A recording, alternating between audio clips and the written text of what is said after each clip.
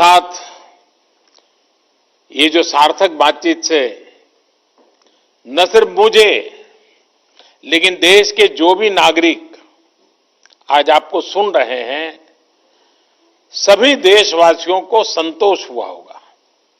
उनके अंदर एक नया विश्वास पैदा हुआ होगा कि दूर सुदूर गांव में हमारे लोगों ने कैसे देश को संभाला हुआ है, देश के उज्जवल भविष्य के लिए कैसे बढ़िया काम कर रहे हैं। और शायद समय ज्यादा होता और मैं सबको सुन पाता, कितना आनंद आता, कितनी नई नई चीजें मिलती। लेकिन मैं जब लाखों की तादाद में पंच सरपंच मेरे सामने हैं, इस टेक्नोलॉजी के माध्यम से जुड़े हैं, भले ही मैं आप सबको सुन नहीं पाया हूं, लेकिन जिन कुछ अपने प्रधानों ने अपने अनुभव बताए, उसमें एक प्रकार से आपकी भावनाएं प्रकट हुई है। लेकिन उसके बावजूद भी आपने कोई ऐसे विशेष प्रयास किए हो, प्रयोग किए हो, अपने गांव को बचाया हो, अगर मुझे लिख करके भेजेंगे तो मुझे बहुत अच्छा लगेगा। आप सभी इस मुश्किल परिस्थिति में भी गांवों में जीवन को सुरक्षित और आसान बनाने में नेतृत्व कर रहे हैं, जिम्मेवारी निभा रहे हैं। हम सब ने सुना है, बचपन से सुनते आए हैं, महात्मा गांधी एक बात बार बार करते थे। महात्मा गांधी कहा करते थे कि मेरे स्वराज की कल्पना का आधार ग्राम स्वराज ही है। इसलिए ग्राम पंचायतें हमारे लोकतंत्र की एकजुट शक्ति का केंद्र है। हमारी लोकतांत्रिक एकजुटता का यही सबसे बड़ा ताकतवर केंद्र है। और हमारे यहां तो शास्त्रों में कहा गया है, संगमूलम महाबलम, अर्थात बड़ी से बड़ी शक्ति का केंद्र संगठन या एकजुटता में ही होता है। और इसलिए आज की परिस्थिति में देश को आगे ले जाने की शुरुआत, देश को आत्मनिर्भर बनाने की शुरुआत गांव की सामूहिक शक्ति से ही होगी। आप सबकी एकजुटता से ही संभव होगी। इन प्रयासों के बीच हमें ये याद रखना है कि किसी एक की भी लापरवाही, एक की भी लापरवाही पूरे गांव को खतरे में डाल सकती है। इसलिए ढील की जरा भी गुंजाइश नहीं है। गांव में सैनिटाइजेशन अभियान हो, शहरों से आने वाले लोगों के लिए इतने कम समय में क्वारंटाइन सेंटर बनाने का काम हो, हर एक व्यक्ति के खान पान और जरूरत की चिंता हो, या फिर आम लोगों को जागरूक करने का काम हो, ये काम हमें निरंतर बिना रुके, बिना थके करते ही रहना है। और जैसे इकबाल जी ने अभी बताया, जम्मू कश्मीर के अपने साथी ने, रिस्पेक्ट भी करो और सस्पेक्ट भी करो। मैं समझता हूं गांव में बुजुर्ग, दिव्यांग या फिर बीमार लोगों की सबसे पहली पहुंच, उसको कुछ भी कठिनाई होगी तो पहले आपके पास आएगा। इसलिए सबसे पहला समाधान भी गांव के पंच और गांव के प्रधान के पास ही होना चाहिए। हमें ये ध्यान रखना है कि शारीरिक दूरी, 2 गज की दूरी, ये मंत्र भूलना नहीं है। गांव गांव, घर घर, गली गली, 2 गज की दूरी, ये शारीरिक दूरी, साथ साथ मुंह को फेस कवर, जरूरी नहीं बड़े महंगे वो हो, ऐसा गमछा भी चल जाता है, लेकिन ये लगातार होना चाहिए। या मास्क से ढकना, हाथों की बार बार सफाई की बात हो, आने वाले दिनों में भी हमारे लिए इस बीमारी से बचने का यही बड़ा रास्ता है, यही एक दवाई है। हमें बचाव और स्वच्छता पर ज्यादा बल इसलिए भी देना है क्योंकि गर्मी और बरसात के मौसम में अनेक प्रकार की बीमारियों का खतरा भी बढ़ जाता है। और हमारे बारिश के दिन आने की शुरुआत होने वाली है। इस बार कोरोना बीमारी ने इस खतरे के लिए और अधिक चिंता का कारण बना दिया है।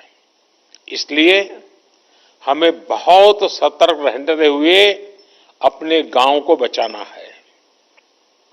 साथियों, हमारा अतीत का अनुभव बताता है कि बीमारियां और उनके इलाज के बारे में गलत जानकारियों की वजह से हमें बीमारियों को रोकने में काफी दिक्कत आती है, काफी समय चला जाता है। इस बार हमें ऐसा नहीं होने देना है। हमें हर प्रकार की गलतफहमी से लोगों को बाहर निकालना है। हर परिवार तक सही जानकारी, चाहे वो बचाव को लेकर हो या फिर इसके इलाज के लिए ये जानकारी पहुंचाने की चाहिए। इसके लिए आप छोटी छोटी टोलियां बनाकर, और मैंने सुना कई सरपंचों ने कहा कि उन्होंने गांव में छोटे टोलियां बना दी, अलग अलग काम के लिए लोगों को संगठित कर दिया है। टोलियां बनाकर जागरूकता के अभियान को तेज कर सकते हैं। आशा है, एएनएम है, आंगनवाड़ी कार्यकर्ताओं के साथ हमारे यहाँ सेल्फ हेल्प ग्रुप हैं, उसकी बहनें हैं, युवा मंडल है, पूर्व सैनिक हैं, दूसरे संगठनों से भी कई लोग आए हैं, धार्मिक, सामाजिक, सांस्कृतिक ये संगठन भी हैं। हर किसी की मदद लेनी चाहिए, हर किसी को जोड़ना चाहिए। साथियों, मैं सोशल मीडिया पर देख रहा था, खान पान को लेकर भी कुछ लोग तरह तरह की बातें करते हैं। इससे भी तमाम अफवाहें उड़ती हैं, जिससे हमें सतर्क रहना है। हम जो भी खाएं वो खूब धोकर और खूब पकाकर खाएं, इस बात को हमें गांव-गांव में बताना है। और हां, गांव में कई अच्छी परंपराएं भी होती हैं, जिनको हमें प्रोत्साहित करना है। जैसे हमारे यहां आयुर्वेदिक काढ़ा पीने की परंपरा है। अनेक प्रकार के मसालों का उपयोग हम करते हैं। इसके साथ साथ अगर हम नियमित रूप से योग प्राणायाम करेंगे तो निश्चित रूप से हमें लाभ ही होगा। ये किसी बीमारी का इलाज नहीं है, लेकिन ये हमारे शरीर को बीमारी से लड़ने के लिए ताकत देता है, सक्षम बना देता है। आयुष मंत्रालय की तरफ से इससे जुड़ी कुछ गाइडलाइंस भी जारी की गई है और मैं चाहूंगा सारे प्रधान आयुष मंत्रालय की वेबसाइट पर जाएं, उसमें सारी चीजें हैं, अपने गांव में उसका उपयोग करें। एक और बात जिस पर आप सभी को बहुत ध्यान देना है, वो है आरोग्य सेतु मोबाइल ऐप। मैंने अभी एक टीवी के अंदर एक किसी कलाकार का देखा था, उसने इस आरोग्य सेतु मोबाइल ऐप को बॉडीगार्ड कहा है। ये मोबाइल ऐप कोरोना से लड़ाई के लिए बहुत उपयोगी है। ये ऐप आपके मोबाइल में रहेगा तो आपको पता चल जाएगा कि आपके गांव में सामने वाला किसी ऐसे इलाके से तो नहीं आया जो कोरोना प्रभावित रहा हो। आपकी खुद की सुरक्षा के लिए, आपके गांव की सुरक्षा के लिए, आपके आसपास वालों की सुरक्षा के लिए आप अगर ये आरोग्य सेतु ऐप अपने मोबाइल में डाउनलोड करें, पूरे गांव के पास करवाएं, ये लंबे अरसे तक आपका बॉडीगार्ड का काम करेगा। मैं देश के सभी पंचायत प्रतिनिधियों से निवेदन करूंगा कि आप सभी अपने गांव के प्रत्येक सदस्य के मोबाइल फोन में आरोग्य सेतु ऐप को डाउनलोड करवाएं। ये एक प्रकार से हमारी सुरक्षा का सेतु है। साथियों, देश के ग्रामीण क्षेत्रों में रहने वाले भाइयों और बहनों का स्वास्थ्य हमारी सरकार की सबसे बड़ी प्राथमिकताओं में से एक रहा है। आपकी एक एक आवश्यकता को समझते हुए सरकार लगातार काम कर रही है। पहले टीकाकरण को लेकर इतनी दिक्कतें होती थी, हमारी सरकार ने न सिर्फ टीकों की संख्या बढ़ाई, बल्कि दूर दराज वाले क्षेत्रों में भी टीकाकरण अभियान को लेकर के गए। पहले गर्भवती महिलाओं और नवजात बच्चों में कुपोषण की बहुत ज्यादा समस्या थी।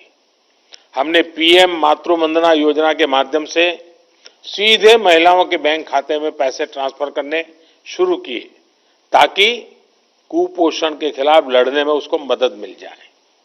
पहले शौचालयों की क्या स्थिति थी, ये भी आपको पता है। शौचालय न होने से कितनी बीमारियां फैलती थी, ये भी आपको पता है। हम बहुत गंभीरता से प्रयास कर रहे हैं कि गांव के गरीब से गरीब को उत्तम स्वास्थ्य सेवा मिले। इसके लिए अनेक प्रयास किए जा रहे हैं। आयुष्मान भारत योजना भी गांव के गरीबों के लिए बहुत बड़ी राहत बनकर उभरी है। इसके तहत अब तक करीब करीब 1 करोड़ गरीब मरीजों को अस्पताल में मुफ्त इलाज मिल चुका है। इस योजना ने ग्रामीण इलाकों में जहां अस्पतालों की कमी है, वहां अस्पतालों के निर्माण में भी मदद की है। सरकार द्वारा भी देश भर के गांवों में लगभग 1.5 lakh health and wellness centre बनाने का काम तेजी से चल रहा है। इन सेंटर्स में अनेक गंभीर बीमारियों के टेस्ट की सुविधाएं मुहैया कराई जा रही है। पहले से किया जा रहे इन प्रयासों ने हमारे गांवों को कोरोना के खिलाफ लड़ाई में अहम भूमिका निभाने के लिए तैयार किया है। मुझे विश्वास है कि आप सभी अपनी सामूहिक कोशिशों से, अपनी एकजुटता से, अपनी संकल्प शक्ति से कोरोना को जरूर परास्त करेंगे। इसी विश्वास के साथ एक बार फिर आप सभी साथियों को पंचायत राज की इस महत्वपूर्ण पंचायत राज दिवस की शुभकामनाएं देता हूं। आपके परिवारजनों के, आपके गांव के नागरिकों के बेहतर स्वास्थ्य की कामना करता हूं। और फिर से एक बार आपने समय निकाला, आपके अपनी बहुत सारी बातें मुझे बताई, बहुत कुछ नई जानकारियां मिली, आपके आत्मविश्वास को मैंने अनुभव किया। मैं फिर एक बार आप सबका बहुत बहुत धन्यवाद।